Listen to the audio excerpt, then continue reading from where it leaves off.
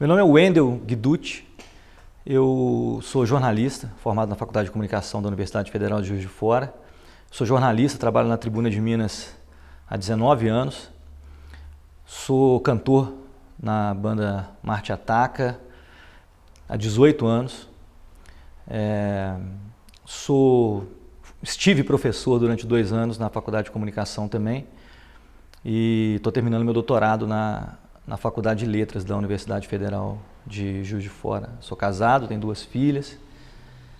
Sou de Ubá, sou nascido em Ubá, vim para Juiz de Fora em 1994 para estudar. Depois que eu me formei, fui para São Paulo, fiquei 1 ano lá. Depois voltei, comecei a trabalhar na Tribuna e estou lá desde então.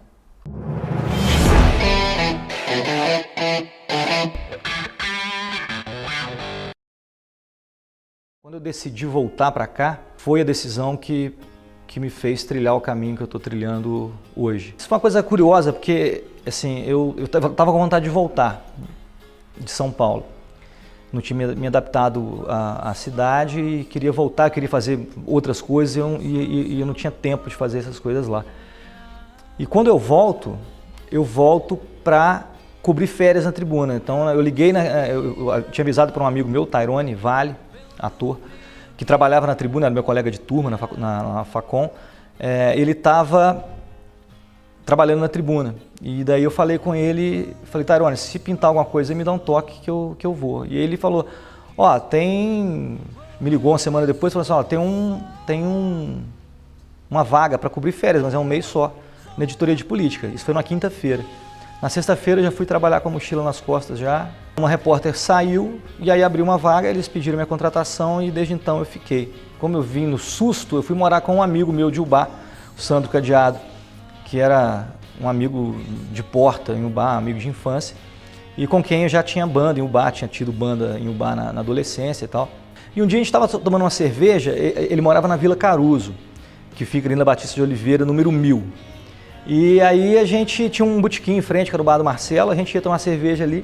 E aí a gente estava um dia tomando conversando, sai da pizzaria que tinha do lado, o Fabrício Barreto, que também tinha feito um som, a gente não tinha tido banda junto, mas a gente fez muito ensaio, ele estava sempre nos mesmos lugares, curtia som, ia para casa dele, ia para mim, a gente ficava tocando e tal. E aí, vamos fazer um ensaio e tal. Naquela noite a gente nasceu o Marte Ataca. A gente fez um ensaio no estúdio do Barbosa, que era lá em cima, né, perto do Olegário, com o Glaucio Cusatti, que era um baterista de Ubá, que estava morando aqui, e o Daniel Andrade, que também era da Facom, baixista. E com essa formação a gente fez o primeiro ensaio do Marte Ataca.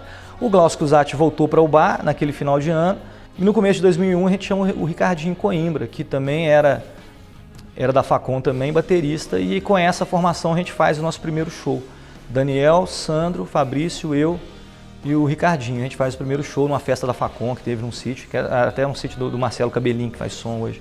Dali começou a tocar o barco, a gente fez um show de cover lá, assim, de festa e tal. E a gente ficou tocando nessa, assim, durante um tempo. No final daquele mesmo ano, a gente já fez o nosso primeiro show autoral, abrindo para o Vander Wildner, a convite do Eric Monteiro. O Eric convidou a gente para poder tocar, mas a gente tinha que ter música própria. E a gente já tinha as músicas, só que a gente não estava tocando. E aí foi o start para a gente começar a nossa carreira autoral. De lá para cá a gente não parou. No ano seguinte, 2002, a gente lança nossa primeira demo, 2003 lança outra demo, 2005 sai o primeiro disco, 2006 já sai um EP, 2009 sai outro álbum e aí a gente veio até chegar nesse momento hoje, em 2019, que a gente está lançando mais um disco. Então a minha carreira de jornalista e de músico, ela vai correndo paralelamente, né? Eu trabalhei na Tribuna, na editoria de cultura durante 3 anos como repórter e depois eu me tornei editor de esporte. E eu fiquei como 10 anos trabalhando como editor de esporte, fazendo muito freela, fazendo revista. Era o começo da internet, né? O começo a internet chega em 94, 95, mas se populariza mesmo aí nessa virada do século, né? E aí, daqui, eu comecei a trabalhar para a editora de São Paulo. Eu estava lá e lá eu não tinha feito jornalismo, quando eu vim para cá comecei a fazer jornalismo para lá, né? Que acho que dá bem uma medida dessa mudança, dessa supressão dos conceitos de tempo, de espaço que a internet permitiu. Então, assim, durante muitos e muitos anos eu trabalhei na Tribuna e trabalhei fazendo freelas regulares, todo mês, é quase que um segundo emprego. E aí quando eu decido fazer o meu mestrado, aí é quando eu paro de fazer esses freelas, porque já não havia tempo hábil para poder fazer tanta coisa, né? A banda seguindo paralelamente, meu trabalho na Tribuna paralelamente, eu começo o meu mestrado lá na Letras em 2013, se não me engano. Eu faço uma disciplina isolada em 2013, 2014 eu entro para o mestrado mesmo, termino em 2016 eu emendo no doutorado, que eu termino agora em 2020. Eu trabalho como editor também de uma revista local, que é a revista Doc, que é uma revista da minha esposa, a Guta. Eu trabalho nessa revista como editor, faço algumas matérias também e tal. Então é como eu mantenho mais ou menos a minha rotina, né, de estudo. Eu fiz um concurso para a Universidade Federal de Juiz de Fora para ser professor substituto na Faculdade de Comunicação, também em 2017. E fiquei até abril desse ano como professor substituto lá, que foi uma experiência maravilhosa. Posso me dizer um cara afortunado, porque eu tenho prazer em todas elas, tanto na música quanto no jornalismo. Como na literatura, que eu acabei lançando um livro também de mini-contos que derivou da minha pesquisa de doutorado. Não é um livro teórico, é um livro de mini-contos mesmo, né? Mas ele acabou frutificando durante as minhas pesquisas, né?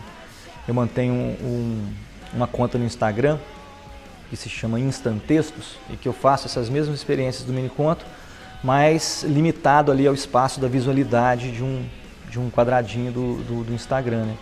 Que é uma experiência que eu estou fazendo também e que eu pretendo transformar em livro também em breve. Da mesma maneira que hoje você tem um acesso à cultura que você não tinha 20 anos atrás por conta da internet, ou 30 anos atrás por conta da internet, quer dizer, você tem obras inteiras da literatura universal de graça para você poder acessar de um computador qualquer, que seja de uma escola pública, que seja de onde for. Esse de graça é relativo, porque o de graça depende de você ter um plano, você ter acesso, você ter um celular, você ter um computador e tal e tudo mais. Então esse de graça é relativo, é bom a gente sempre frisar isso, que essa democratização ainda não chegou a contento aqui no Brasil, né? A gente tem lugares que pessoas não têm acesso nem a água, vai dizer a internet. Mas ao mesmo tempo que você tem acesso a tudo isso, me parece que a atenção está tão dispersa que as pessoas têm tido dificuldade de absorver essa quantidade de itens culturais que estão à sua disposição. Mas nem sempre os públicos são a contento. As pessoas estão tão agarradas nesse momento de transformação no seu próprio umbigo, ou no seu umbigo, no que você está fazendo, nas redes sociais, eu estou falando de rede social especificamente, Facebook, Instagram, Twitter menos, acho que o Twitter tem um tipo de frequência diferente. Mas nessas que são muito visuais principalmente, que elas não conseguem se concentrar na leitura de um romance, por exemplo, na leitura de um conto que seja, ou assistir um filme de 2 horas. Nossa, se o filme for lento, então é uma desgraça. Essa coisa da distração como uma condição contemporânea, ela é uma condição, a gente não tem como escapar dela. Ela afeta a mim, que sou um cara que, pós-graduado, não sei o quê, escrevo, eu sou jornalista e tal. Ela afeta a mim também. Eu também já tenho dificuldade com os textos longos. Você está lendo, de repente você para dar uma olhada no celular e tal, não sei o quê. Você tem que se reeducar. A gente está passando por um momento de transformação que a gente não está ainda aproveitando tudo o que a cultura nos oferece.